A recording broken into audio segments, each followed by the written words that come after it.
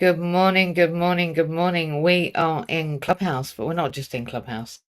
We're not just in Clubhouse, it's Monday morning.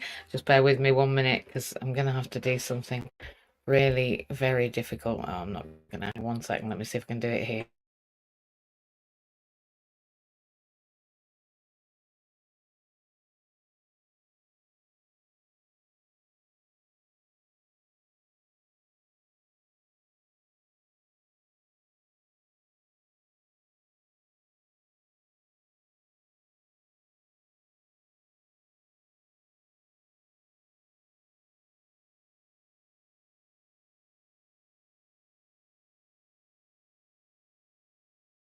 Up, I believe she's got running this morning, so I am so sorry. I'm back. Good morning, good morning. I'm so sorry. I'm so sorry. I'm so sorry. Morning, Terry. Morning, Jew.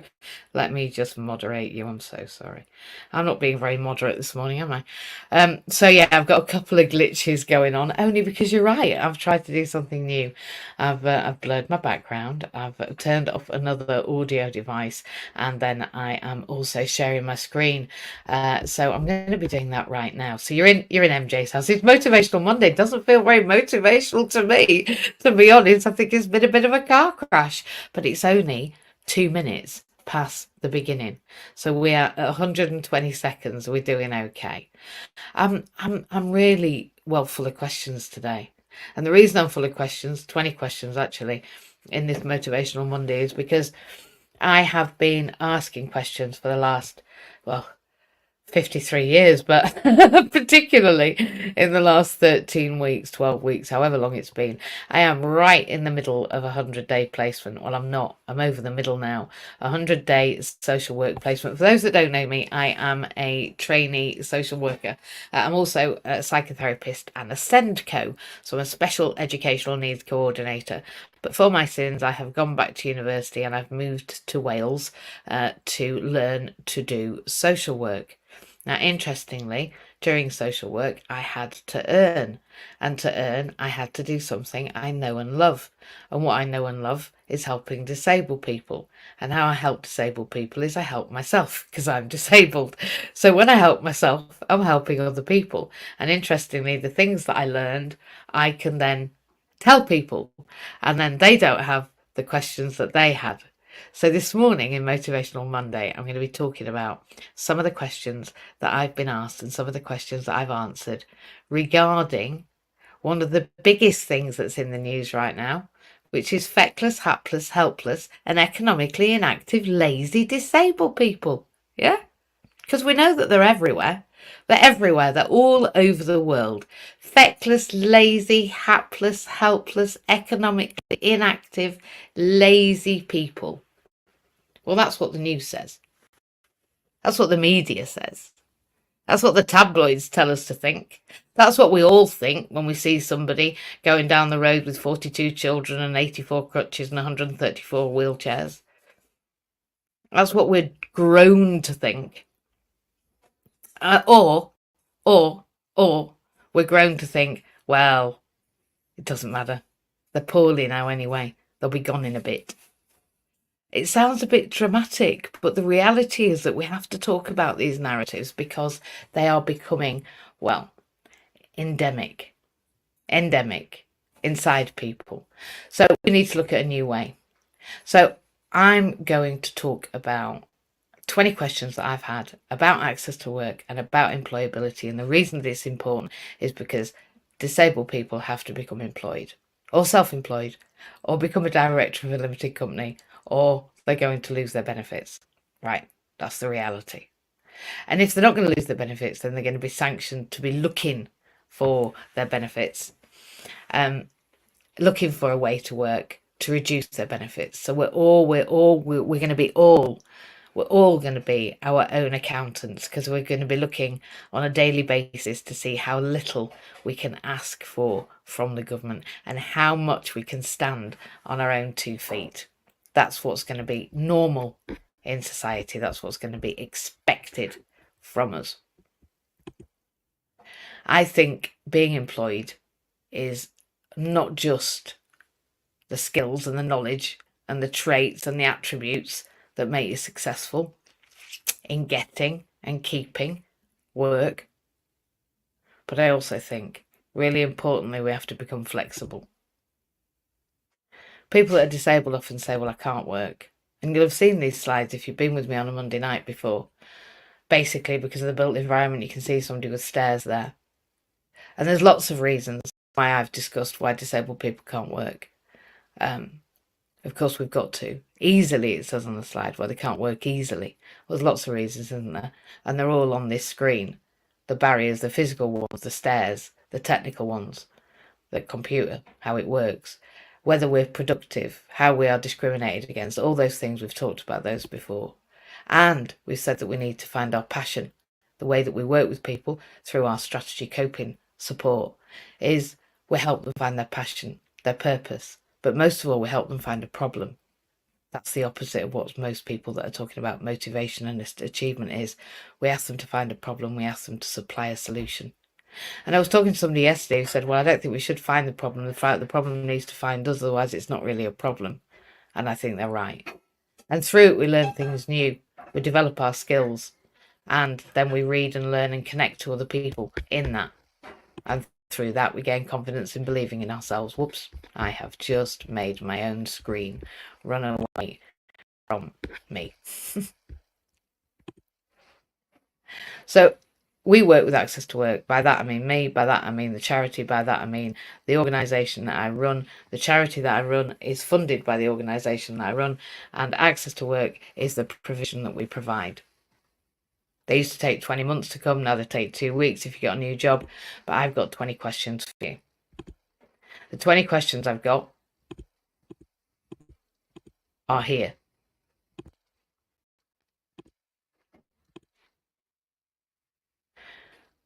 Who is eligible for Access to Work support? The reason I'm asking these is tonight with some guests, I'm going to be tackling these questions, and I'm going to be talking about why it's so important to know what these are.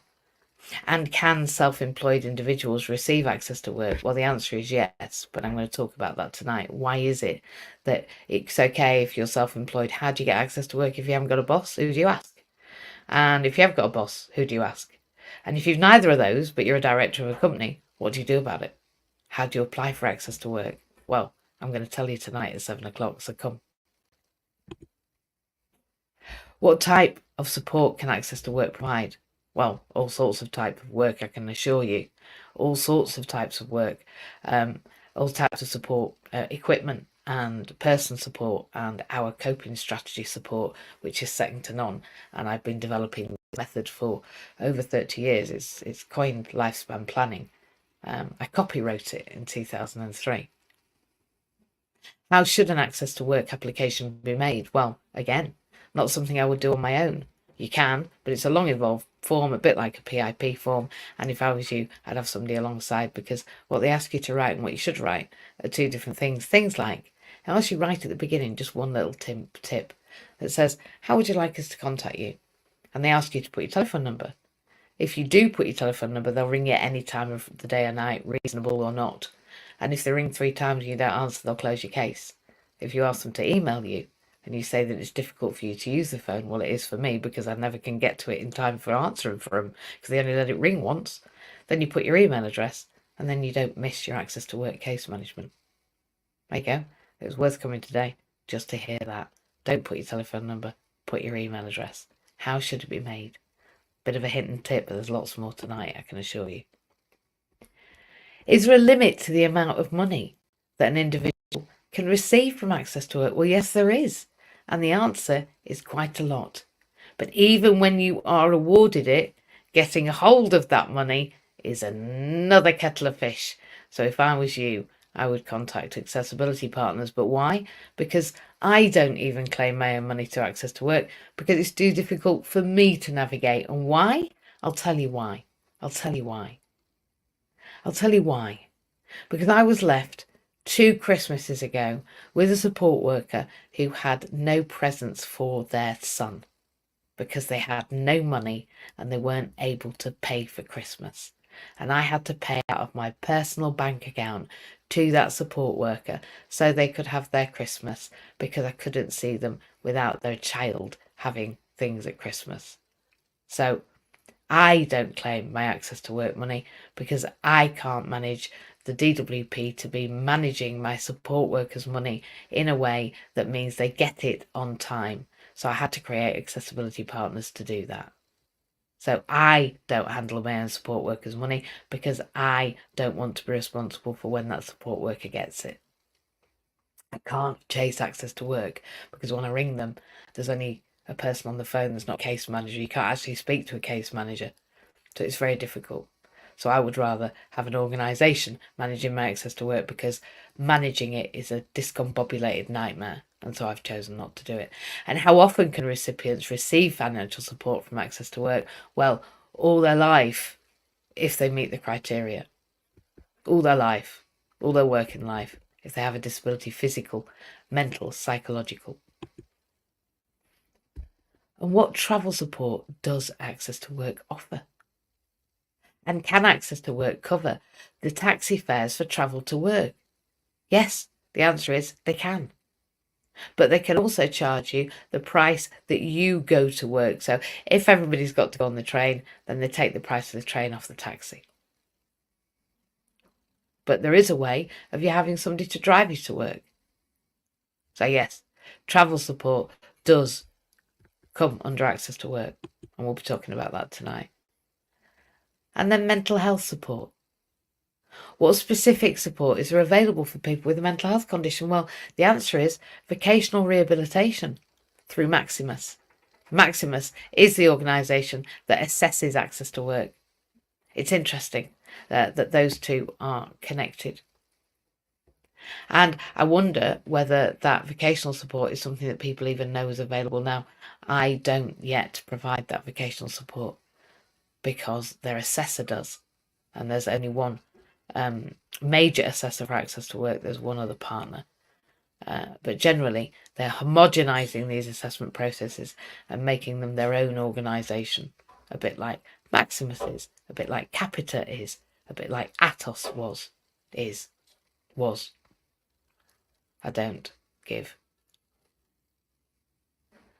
Atos are not really the people who, for me, are assessing in the rightest way. But there we go. We are at your holistic workplace assessment. When you do have an assessment, not your mental health support is provided externally and can be applied for any time. Atos is another story. Atos is the PIP assessor for the DWP. Atos Healthcare, or Don't Give Atos, as I like to call them. They're actually an IT company that turned rogue and decided to go into health assessments. So what purpose can the Access to Work grant be used for? Well, I'm telling you, all sorts of purposes, and pretty much what you want them to be used for, given that you are able to understand what's available. And that's why I would come to an organisation like us. And who decides how the Access to Work grant is spent? Well, I'm going to share that one tonight. I'm going to save that one for 7 o'clock because I think the answer to that is vital. It actually is the question of the answer. That is the question. Who decides how the Access to Work grant is spent? Well, we'll talk about that tonight. And what type of support work services can Access to Work fund? Oh, she's gone back. Let's go back one. And can they pay for permanent positions? No, they can't. Access to Work can't pay for a permanent position. I'm going to talk about that tonight. And what type of support work services can they fund, and why it is just much more effective to going through a one-stop shop through somebody who can access you the right kind of recruitment, that can work with you to renew your grant, that can ensure that our team of 5 finance team can pull down the money that you need for your support worker, so you're not left at Christmas with a support worker without kids' presents. Yeah, that lady had worked for me for 3 months. We'd put her invoices in religiously every month, twice. She posted them, I posted them. We couldn't do electronic then. They were recorded delivery. They were printed and they were taken photographs of. They were sent by registered and recorded delivery, and they still lost them. They even opened one that had 3 invoices in when we repeated the invoices, and they lost 2 of the 3. So when they got 3 invoices in an envelope, they lost 2 of the 3 of them. They only scanned 1 in. So literally, we had to only put them in one envelope, only put one invoice in one envelope for one recorded delivery. And we had to do that every month for every single weekly invoice. And then they would miss them, lose them, and we'd have to chase them back. Months and months and months it took. And I just can't, won't, and shan't do it. So, no, we can't pay for permanent positions. So you can't take somebody on and say, right, I've employed them, that's the end of that. It can't happen. You can't permanently employ somebody because you don't get a permanent award. And when you do employ somebody, you need to employ somebody that you can help to navigate the finances, because that's why you don't employ them, right? And the support worker services that they can fund is anything you can think of: sighted guide, translator, assistant, practical support assistant, driver, you name it. But really, you need to come to an expert or you won't get anything. That's my experience. And if you do, they might be offered £9 an hour. We had one NHS director come to us and her support worker was being received £9 an hour. Just recently, not 10 years ago. And then how does it work? Here we go. Section claims and reimbursement. We're on it. It's gone a bit doolally as the screen on this, but how do we work? How does reimbursement work? And is there any deadlines to submitting our reimbursement claims? Yes. If you don't do it in 9 months, then it's over. You can't claim it back. So whilst they're fannying around with 100 different invoices and spending a week to forget them, or a month to ignore them, or a year to not actually receive them, if you don't get all of that done 9 months after, then you don't get your claim. That's it, it's gone. So don't buy anything and 10 months later try and get it, because believe me, it takes some doing. So how does reimbursement work? It works with a team of 5 is how it works currently. But I'm going to talk to you about that tonight as well.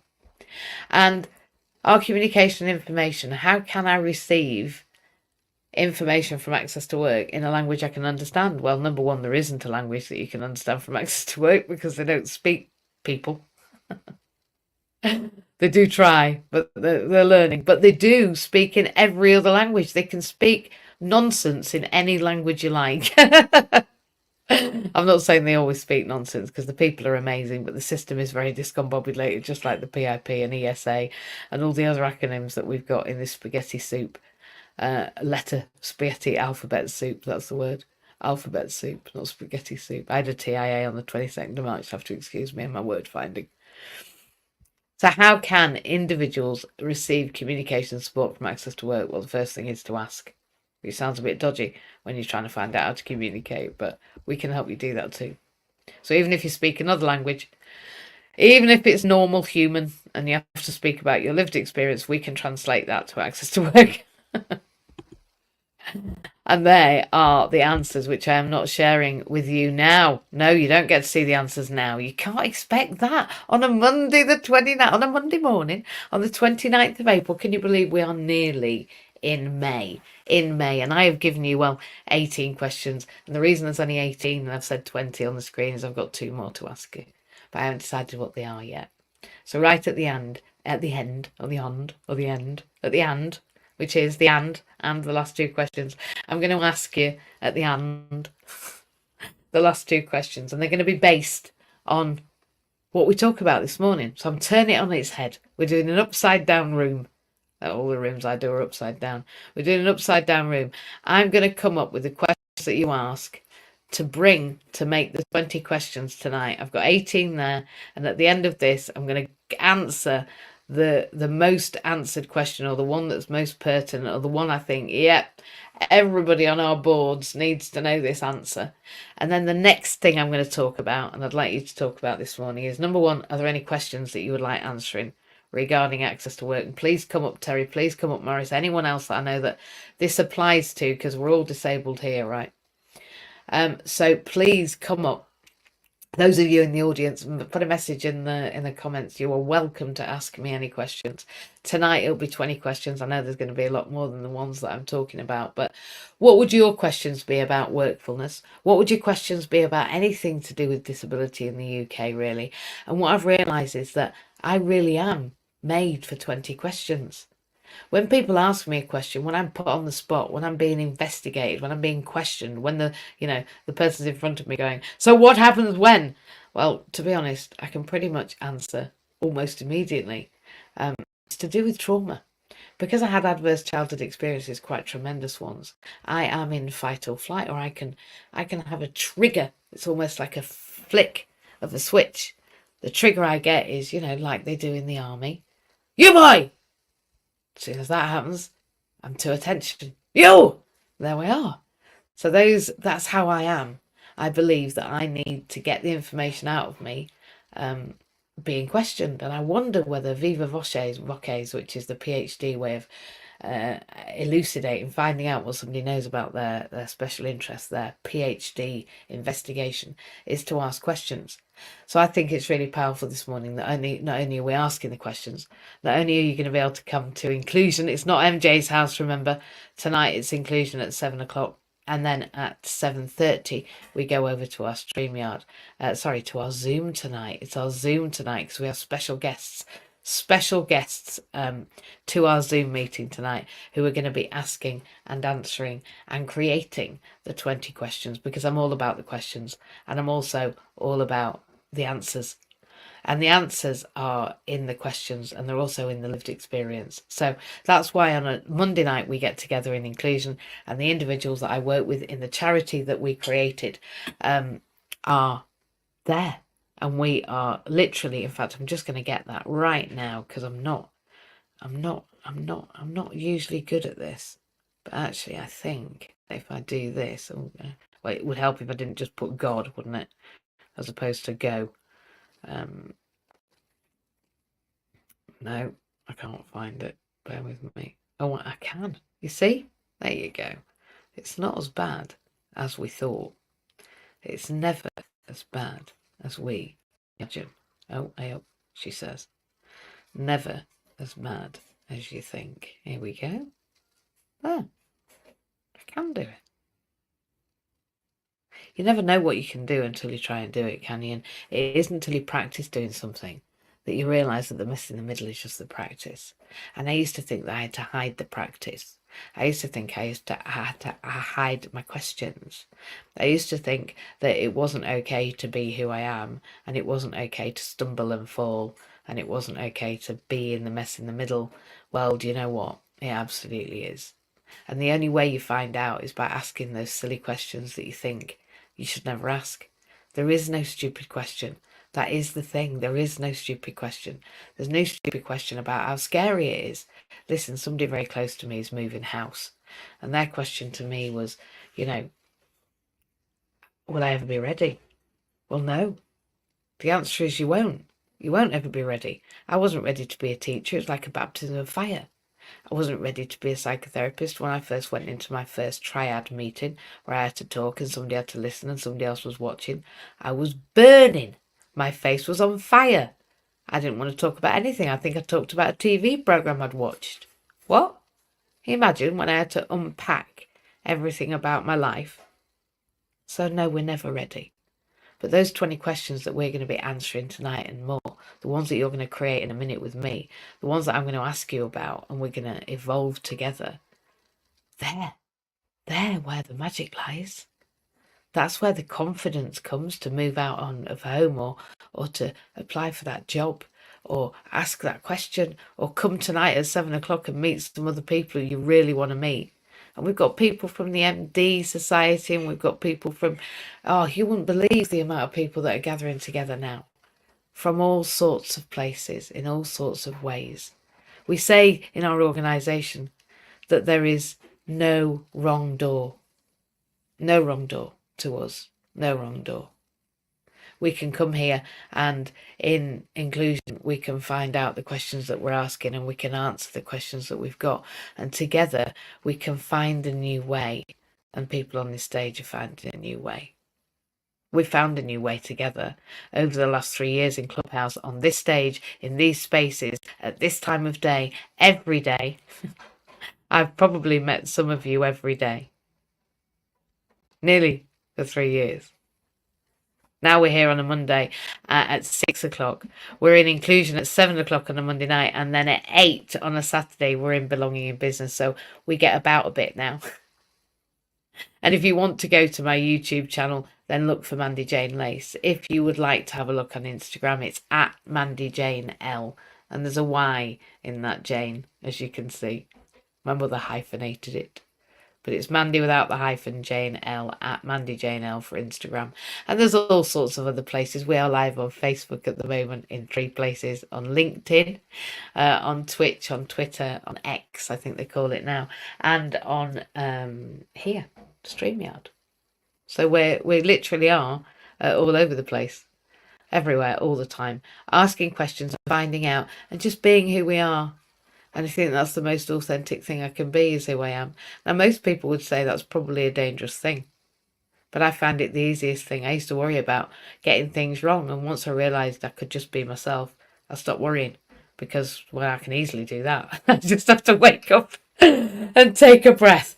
So that's what I did this morning. I woke up, I took a breath, and I came to see you after I'd been in morning meeting, and I had 20 questions there, and whilst I am talking to you, my team are leaving me 20 questions on our customer records management system, because you see, we can do 2 things at once if only we orchestrate the way through.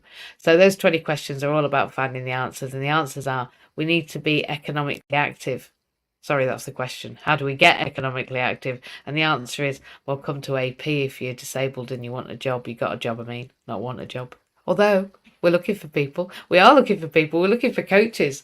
We're looking for great coaches. We're looking for 5 years postgraduate coaches. We're looking at 5 years professionally accredited.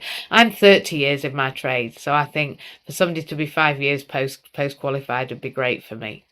We'll obviously look at people before that. But get in touch if you want to work with disabled people and you think you like the sound of what we do, because we are recruiting. In fact, we're not just recruiting, we're partnering, because we run accessibility partners, and for that we are partnering with other conglomerates, other organisations, other services, other provisions, in order to create, well, what I realise is an investment portfolio. Didn't know that either, not until I looked at it and realised that acquisitions and mergers were just people buying the things that they wanted to deliver the suite of things that they felt they needed to. So there we go. I was scared of acquisitions and mergers, but I'm not so scared of the idea now. I've got no idea how to do it, but I would imagine over the next 2 years I'm going to be telling you, because that's what I do. So yeah, the next game is acquisitions and mergers. Let's see what that brings. And of course, I've been looking at crypto for the last 2-3 years, and my investment portfolio is fun, and I'm enjoying it, and I'm enjoying the learning. And it's not something I'd ever touched. Social media was not something I've ever touched. Facebook was just something that I'd put about 3 pictures on over the children's lives, not of the children, of course. I think one was a fountain. That's all I knew social media 3 years ago. I couldn't even use Facebook. I didn't know how to add a friend, and I certainly didn't know when I had a friend request. Now we're live on 5 platforms, and we're on StreamYard, and I have a social media marketing management team of 5, funnily enough. I seem to be doing things in 5s. So this is what can happen in 3 short years when you've worked out how the alchemy works. So any questions you've got, please come to me. That might not be access to work. It might not be disabled students allowance, something I'm also very experienced in, because I've been running it. I've been running DSA services in the UK for 2 other companies for 15 years. So anything about disabled students in the UK in higher ed, access to work provision, which is the provision for disabled people in the UK to go to and be in work, welfare benefits, ESA, PIP, any of that. And then just, anything to do with care and support, because that's what I'm learning. I might not know everything about care and support, but I'm certainly learning an awful lot about accessing care and support in the community. And even those new integrated health boards and clinical commissioning groups that have all reconglomerated, realigned themselves. So I'm learning about that too. So we're in inclusion on Monday night tonight, if you want to come along. And if you'd like the link, then just give us a shout on the back channel, and I will send you that link. But look out, because we'll be live everywhere as well later on. We'll probably be posting a recording about 9 o'clock when we've finished, I would imagine. We shall see. You'll have to watch out. If you're not there, you might not be able to see it. So I would come along at 7 o'clock to inclusion, and the link will be in the chat to jump onto the Zoom. Okay, well, good morning, James. Thank you for holding the fort whilst I did new things. Oh, you're welcome. It meant when you started back again, I was able to get the kettle on, so thank you indeed. And and without the support I've had from your team, your incredible team, I would really be in the brown shit now, to be quite honest, and it'd be very nasty and toxic, and that's nice. So I really thank you for all of that, because I know where I used to work, they also didn't give a toss. But it's really funny, because the first factory I ever worked at, there's a beautiful Irishman there.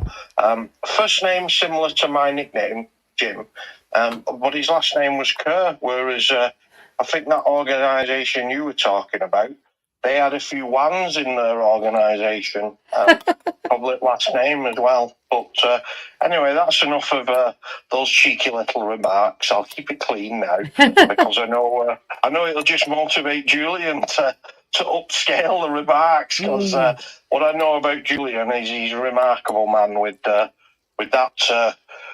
legacy that he's been blessed with in that wonderful care home there that's great at providing.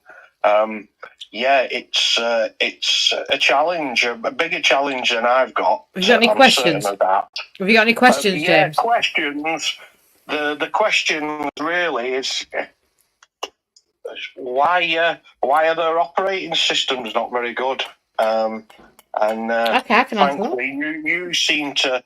You seem to navigate them pretty well, which is incredible, because I know I found it an extremely stressful process without your support. I did.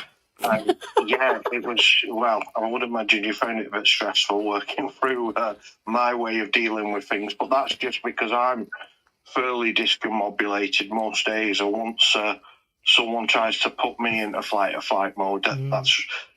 It's not been a good arrival where I got to last time with that. But I think that's what they can do, actually. Yeah. You think about what they did that day that I was at the Senate.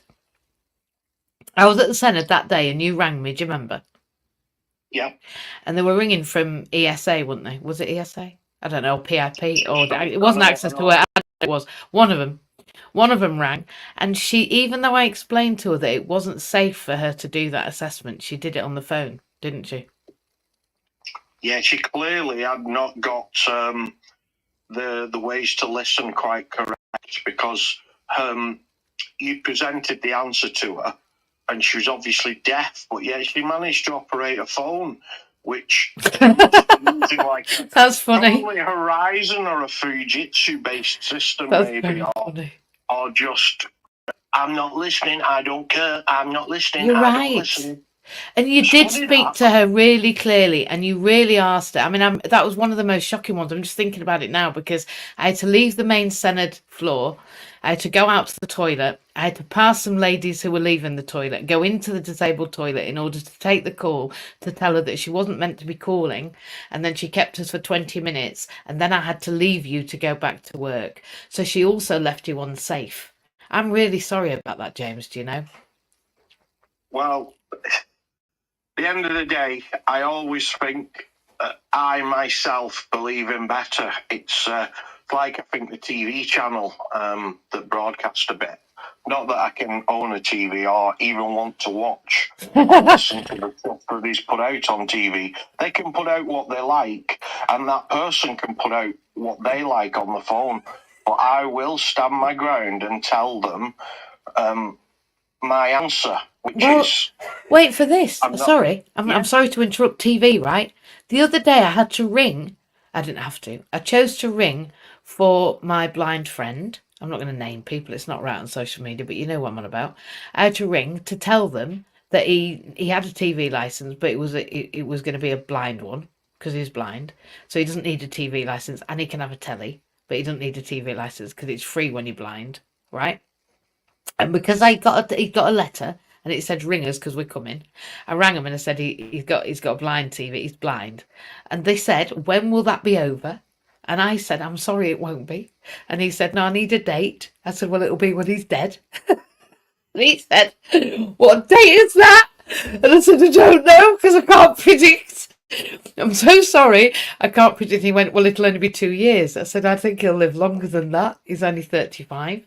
And literally, I had to then say, okay, then for the next 2 years, he'll still be blind. And yes, we'd like to see for a blind person for 2 years. But I couldn't just say he's going to be blind and we'll let you know when he's dead.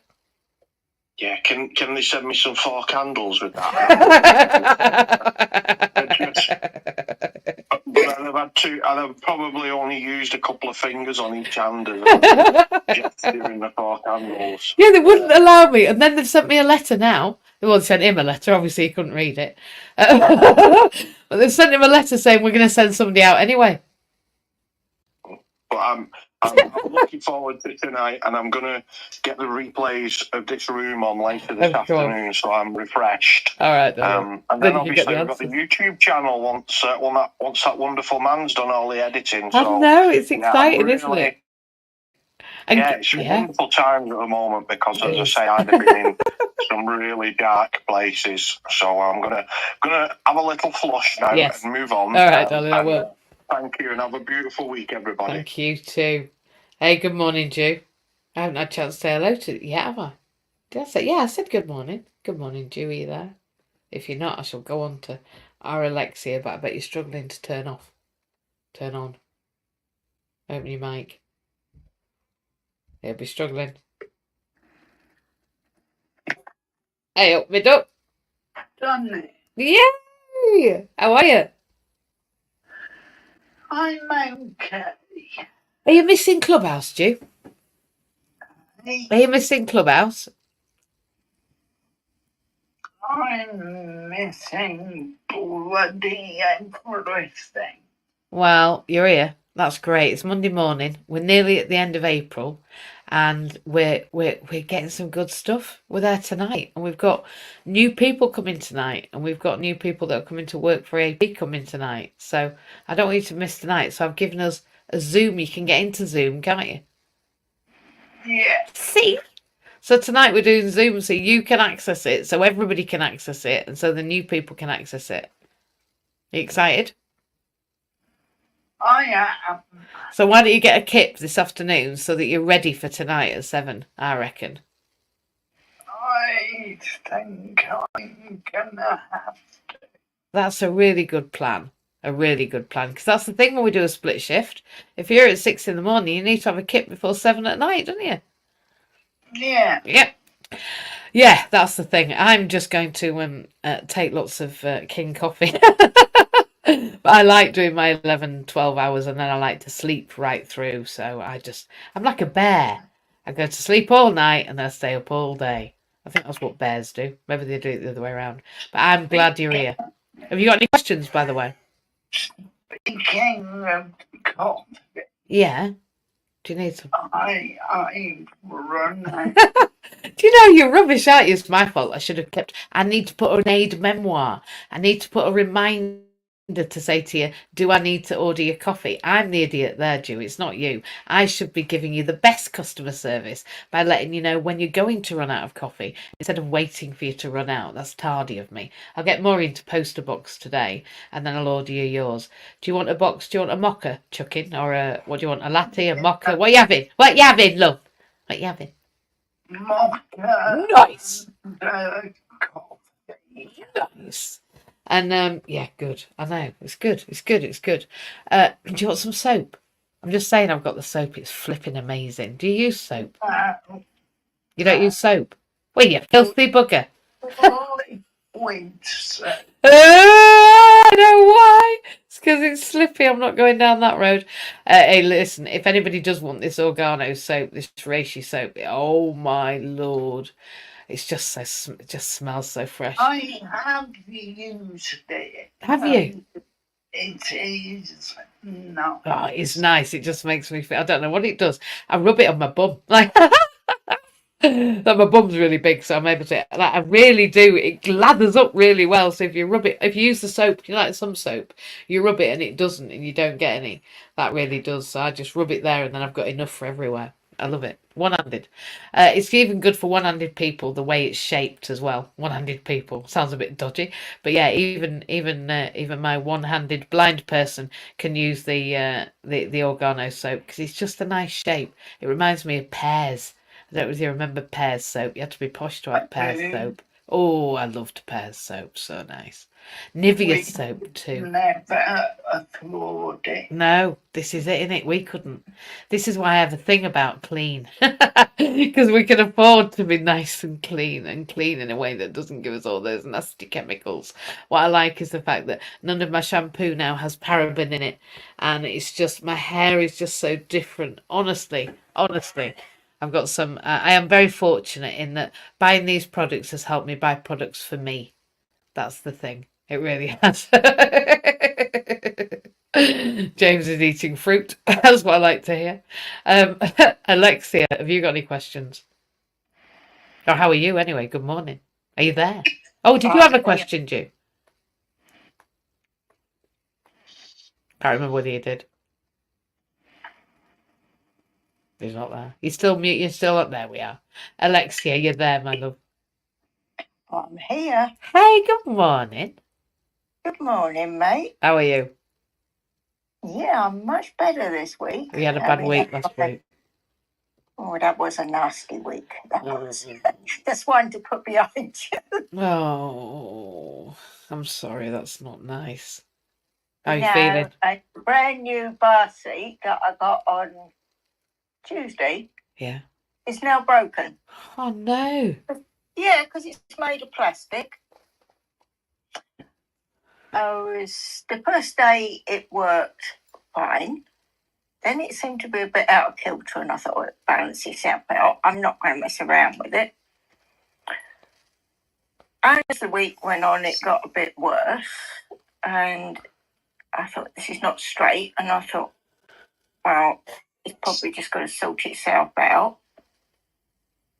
Anyway, the bar at the back, which is made of plastic, because the whole thing is made of plastic, is cracked on both sides. I nearly got stuck in the bath. Me being, because I do exercises on the floor every day, I managed to get out. So I haven't even had that a week. Wow. That's crazy, isn't it? It's awful, but what I'm reading in health and social care is that very often, and this is what makes me sad, is that when it talks about imaginative social work, it talks about people going out and then people giving them the alternatives. Like, this is the one that I can give you, but this is the one that you might want to look at. And then then people are then accessing the thing that they can use, but they're not getting the contribution towards it, because the thing that actually works can't be allowed because it's been cost managed to the point that the thing that works isn't free. Well, this is exactly what we went through with the argument about computers. Yes, If it they is. supplied MacBooks, Mac would do 90% of the work for them. When the clients got a problem, Mac would help them. Yes. Yes, Apple do. I agree. I agree with you, and I think that we're saving money. We're saving we're pinching a penny. We're not actually. I forget the saying, but we're saving a penny. We're trying to save pounds when saving pennies over long term saves you more. It's not quite the right order. It's not. But what I'm trying to say is, you're better off doing it properly, and then you don't have to do it as often. And my words are really not good right now, but they are. I've had a TIA, we're all on this stage have some challenges. There's going to be the odd days. And to be honest, I've had staff members this morning finding it difficult to find the words. So I don't think it's just us.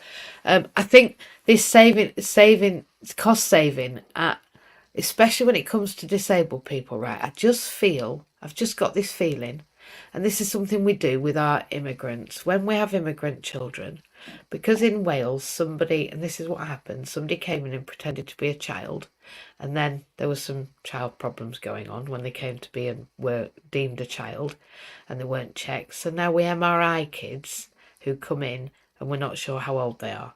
We MRI them.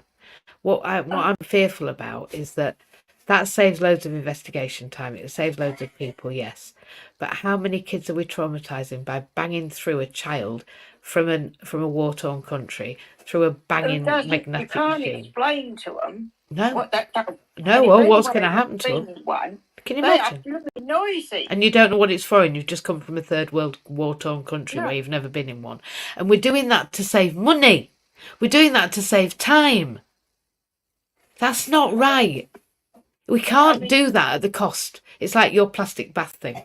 We can't hurt people and drown them or hurt them in a bath at the price cost of saving £1 on every bath thing or whatever it was. No. Can we? No. If they'd used a stronger plastic, they would have got away with it. Because the old bath seat I've got, which I bought second hand, and the only reason I changed it is because at some point we all know plastic becomes so brittle it'll break, and then I really wouldn't be able to use it. Yeah. And that was second hand, and I've had that for 4 years, and that hasn't let me down. I've had this one for less than a week, and the bars that support the runners at the back are broken on both sides. They're not just cracked, they are broken because the thing slipped out of alignment. Now, as a disabled person, even if I could, and I probably could, I've sorted that out, but that's not what I've got the equipment for. I'm not saying that to be blooming minded.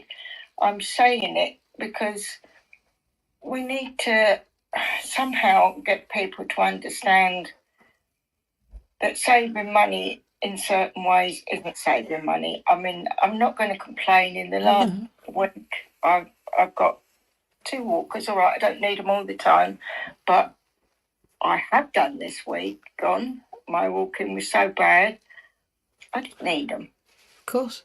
And I've got one upstairs and one down because I couldn't carry it up and downstairs. Even the guy who had to carry the bath up to bath seat up struggled to get it up my stairs because I've got an old property. Yeah.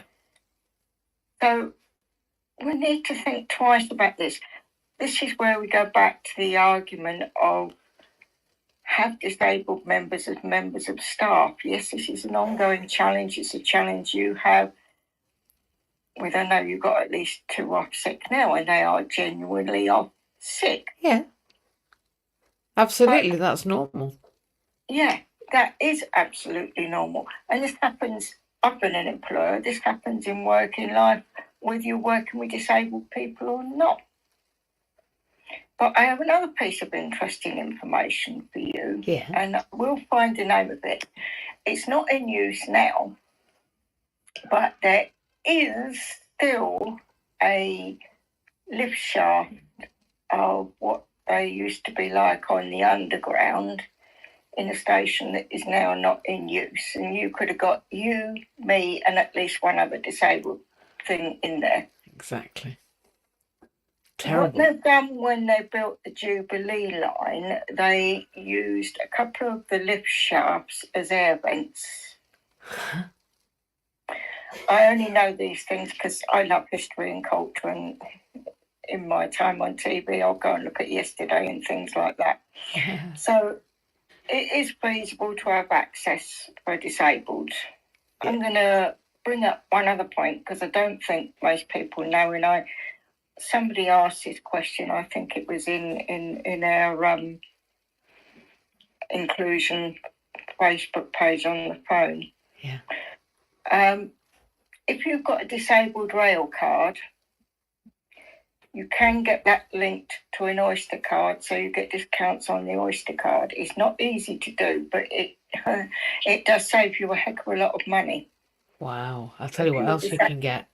You can also get a freedom card. You can apply for a freedom card in London if you live in London.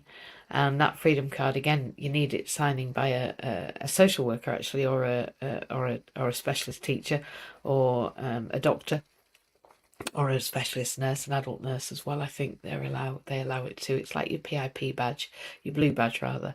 It's like that. So you can also apply for a freedom card, but you have to live in London. I don't know what the vicinity is. I'll have to check. But Inclusion London is very good for providing information about travelling in London and around London. You can, if you've got a bus pass that covers you for anywhere else in England, you can use that in London. Take it with you, just show it to the driver. There you go. So your Oyster card's where you are, and if you live in London, you want the freedom card. I think it's called Freedom. But as I say, I think the greatest charity that's doing the greatest work at the moment in that arena is Inclusion London. Funnily enough, but there's so much more work to do. And you're right about those lift shafts, that they are there, and that if we go back to the original design of the underground, it's possible because they had them. So you're absolutely right. It's just that I will try and go back. I did try to get a photo of, but when these things come up on TV, it's not easy. did it come up? This lift, because it is possible to do this. Yeah, there we are. You see, there is so many possibilities. Look, I want to say hey to Morris and Adam, and of course Matt and Duncan, and hey, and the people online, and thank you for being here, and thank you for watching. We've been here already 15 minutes, and I feel like I've only just got started, because to be honest, these 20 questions are just the beginning of 200 and 2,000 more. There's going to be so many more questions about what we do in this country about making things fair, innit, Alexia? It's just like, if everybody wants to do one thing to help themselves, it is known now.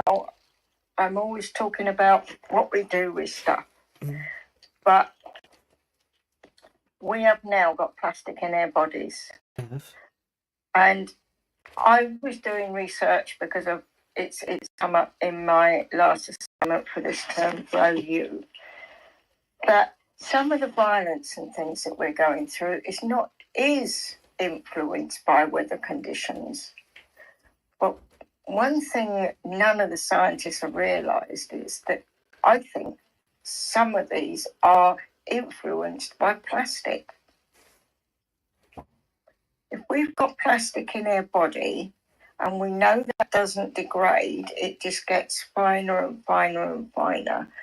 If you look back in history, we didn't have the kind of violence that we have today. Yes, we did have violence, but the violence that comes up today is so instantaneous. It's difficult sometimes, unless you really watch what those people are doing, to understand why they're reacting that way. And I think it's because of the plastic. Well, interesting. Just recently, the only thing I don't watch the news, but what flashed up on my phone was a 13-year-old who stabbed 2 teachers in. That's right. In Wales. It was in Wales, and I thought, oh my God, not only am I a teacher, but this is in this country. Hang on, she's 30. It's a girl. That's what I thought. 13 and a girl and 2 teachers. What kind of situation was that girl in to get to that point? Or what the hell? I mean, I don't know. I didn't listen. I didn't look. But I agree with you that there is a response to heat. That's what I think. I believe that the chemicals that we hold within our structure are superheaters. They're superconductors, superheaters, and they heat the cellular structure. And the issue with that, although extreme cold and heat is good for the body, that kind of inflammation isn't good, and that inflammation does lead to, we know it does, we know that kind of inflammation leads to a limbic system discombobulation with the frontal lobe. So an argument between the frontal lobe and the limbic system, but a bad one. Like if you wear a VR headset, you get the same argument, but actually it's a therapeutic one because of what you're doing while you're doing it. If you do things good like breathing, there isn't a chance in that. But when your cells are overheated, it's true that your emotional regulation system cannot manage. So it isn't even that people are choosing. Yeah, it's not possible. It's not possible to manage your limbic response system in the same way when you are in a heightened state of inflammation. Now, the other thing is that these people have also got adverse childhood experiences. So we're talking about bad trauma happening early that breaks the natural order of growing up gently, like in a nest, and then going out. Yeah. So when that doesn't work, you've got those 2 things going on, both of them, and then you've got the fact that there's so many expectations. Hey, Matt. Good morning. Good morning, Matt. Let's let Matt have his Yeah. Morning, my love. How are you? You're welcome to jump in. I'm sure you'd like to. Morning. Good morning. Good morning. I just had to get Alexa to be quiet for a minute. Morning, everybody. I'm here every Monday, albeit missing a good 30-minute chunk But you know what? I'm an avid fan, probably one of your biggest fans, if not the biggest fan of what you guys do and how you move through the world. And the reason why I support what you do and show up for some of the things when I can orchestrate it, I always find you guys very interesting because your cause. I was thinking about this yesterday. What your mission is, because when we do our what went wells, what needs work, etc. And I was writing out and reflecting as you do on Saturday about that. And I was thinking about you, MJ, and I was like, wow. Your cause is so big, so big. It's huge. And I'm like, it takes a certain amount of balls, if you like, to be able to take on the might of the leadership of this country.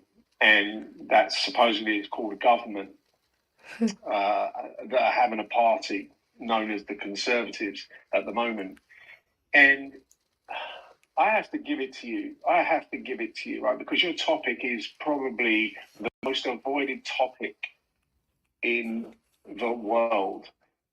The topic of trying to gain sense, trying to move us forward, trying to unravel, because as we know, we can't unpickle an onion, right? And if we look at the world, the globe, as a pickled onion, it's in a jar.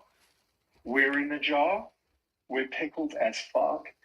And it's going to be seriously challenging for us to move away from that situation towards something a lot better. Now, I don't know about you, but I listen to you. I listen to your content, and I believe you. I believe in you. I believe in things that you say. And I love the way you've got this little army around you now of people that also believe in you because they understand. It just makes sense, right? And why wouldn't you? Why wouldn't you believe? It just makes sense. You're talking sense. You're talking real time, not past time, or you're talking about real time.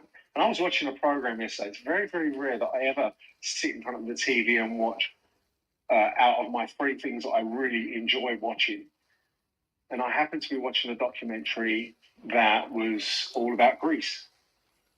And as much as I've enjoyed great holidays there over time, and in the last 5 years, I've learned how difficult things are out there. I've got a couple of friends out there, and I talk to them. And the things in this documentary that they exposed, I'm like, well, do you know what? Greece is finished.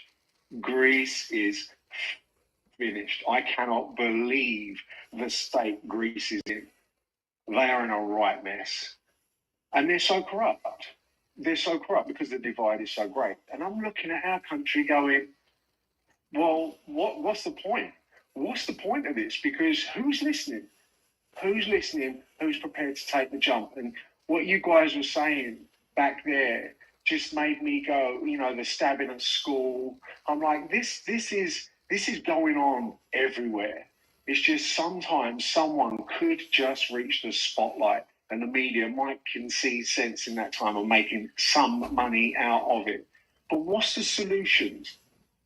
More importantly, what are the solutions? And you understand, and you just explained it right there, how our minds work in their moments and how we can't contain ourselves to be rational and probably not stab the teacher, but just maybe even just swear at the teacher. Instead of that, it's got to the levels where it's like, I don't care anymore. I'm just going to stab you because that's what I've seen on TikTok. That's what I've seen on social media. That's what I'm influenced around. That's the kind of people I spend my time with. So, my parents raised me really well because I'm only 12, 13. And it's just a mess.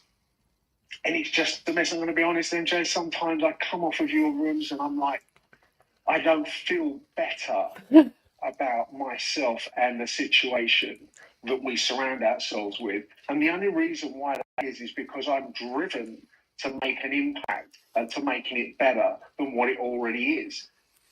but I just need more time. I'm orchestrating things now.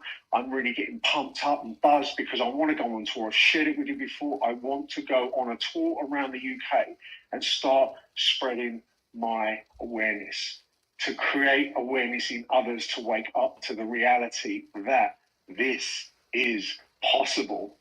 Because if we don't do something, for me, the solution, as dramatic as it might sound, but it would be really quick, I don't know how people would take this, is just wipe us out. Wipe us out. We've seen many, many films, I'm sure.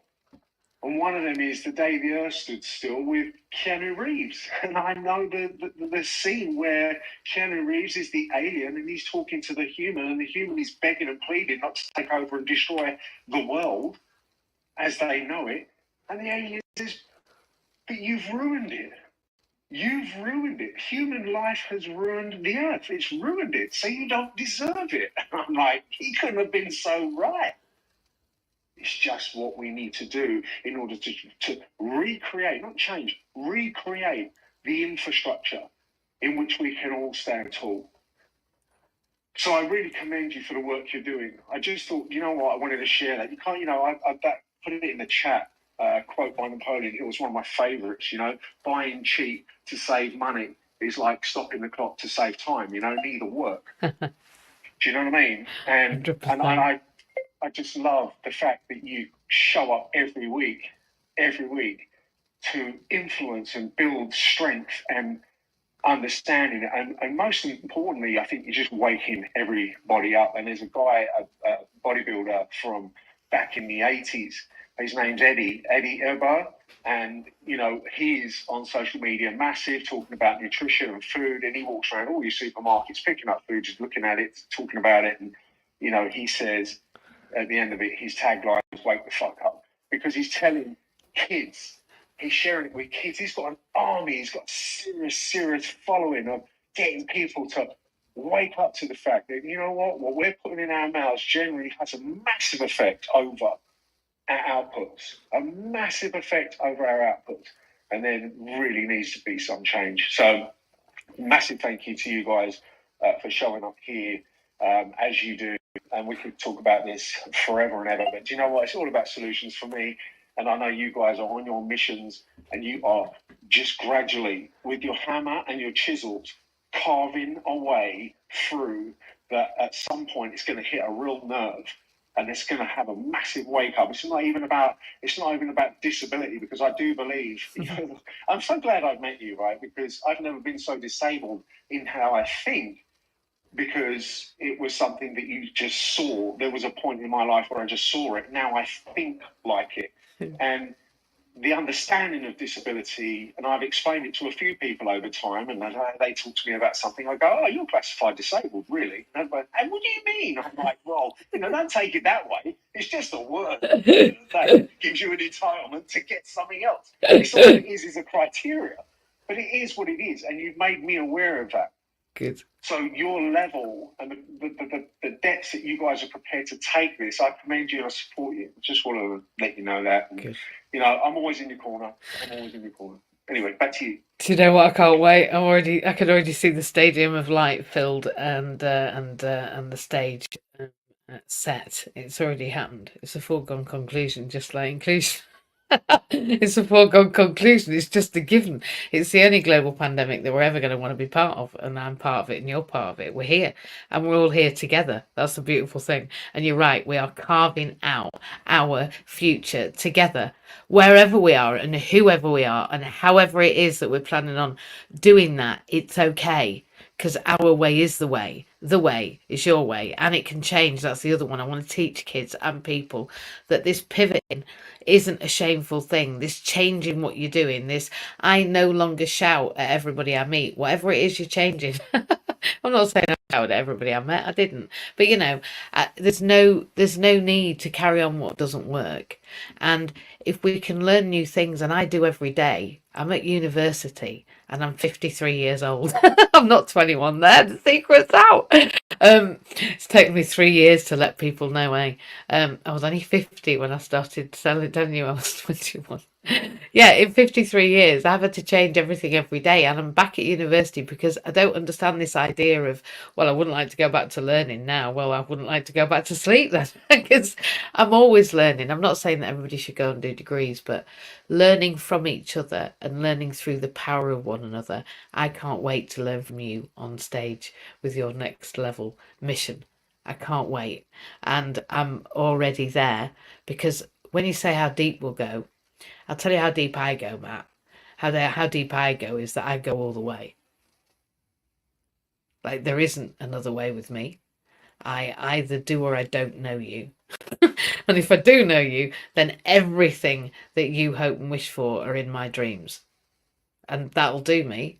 Because as long as then they're in my dreams, if they're in my awareness, if they're in my thoughts, if they're in my vision, if they're in my alchemy, if they're in the magic of what I create in my mind, then I can be everywhere all of the time doing everything because my mind is expansive to the point that there is no end.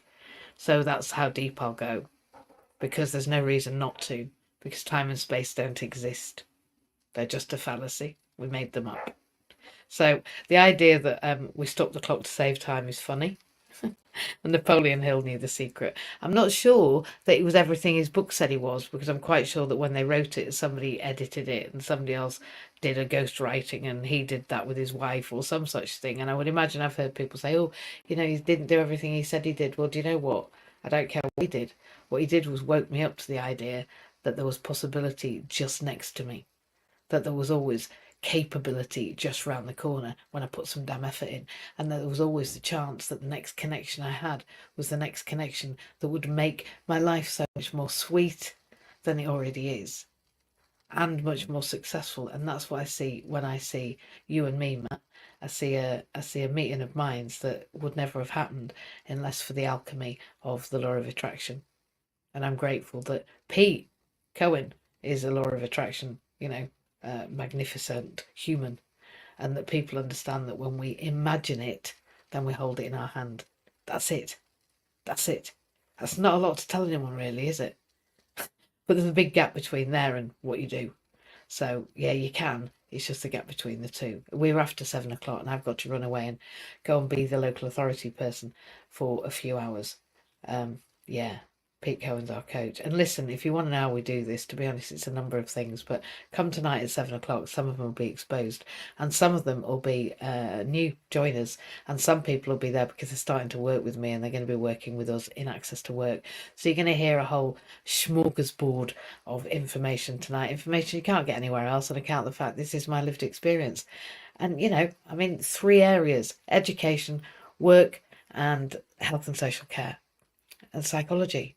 You can't really get a place where you get all that when you're a disabled person, except in a multidisciplinary team. And at that point, you're really not got the same power as the other people at that table. So come to somewhere where you've got a seat at the table, a space in my heart, and a place in our organisation, because you are incredible. We are amazing, and we have a job to do. As Matt has said, our mission is greater than anything we've ever thought of, because inclusion is a given. I absolutely adore you all. I'm going to end the stream now and say goodbye to everybody else on social media. Thank